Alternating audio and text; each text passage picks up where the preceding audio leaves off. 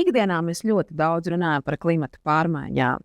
Vieni to uztver ļoti motivēti un gatavi iesaistīties, dažiem tas ir ļoti liels apgrūtinājums un absolūta pretestība.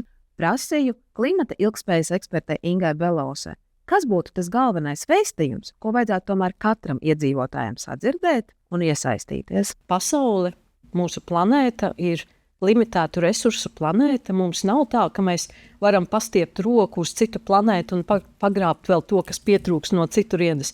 Mums ir jāiztiek ar to, kas ir. Lai arī mums cilvēku apziņā liekas, ka šī planēta ir neizmērojami liela, mēs lielos klimatiskos pārmaiņu ietekmes rezultātus mēs sajūtam arī Latvijā esot to, kas ir citur. Mūsu valsts ir ļoti maziņa salīdzinoši ar citām valstīm, un es teiktu arī, ka mēs neesam pārāk apdzīvota valsts.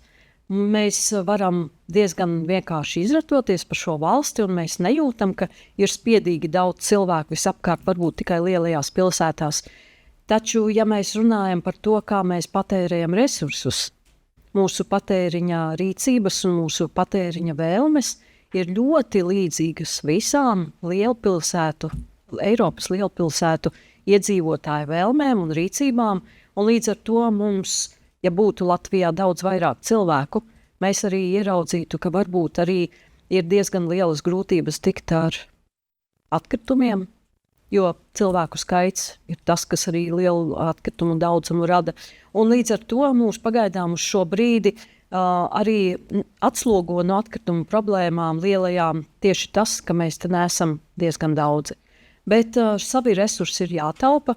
Manuprāt, arī visi Latvijas iedzīvotāji un arī Eiropas valstu iedzīvotāji līdz ar to arī mēs saprotam to, cik ļoti liela un svarīga ir daba un cik dabas resursi ir nozīmīgi.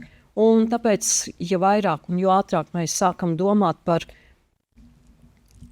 neatjaunīgo resursu aizstāšanu ar atjaunīgajiem, kad mēs ogles, kurināmo, kas ļoti viegli pagaidām ir nopērkams, ja mēs aizstājam ar to, kur enerģija var atjaunoties, mēs arī varam būt ieguvēji, jo mūsu uzdevums šai paaudzei noteikti būtu tāds, ka atstāt bērniem un nākamajām paaudzēm šo planētu ar visu pieejamo resursu daudzumu, apmēram tādu pašu, kā bija tad, kad mēs ienācām.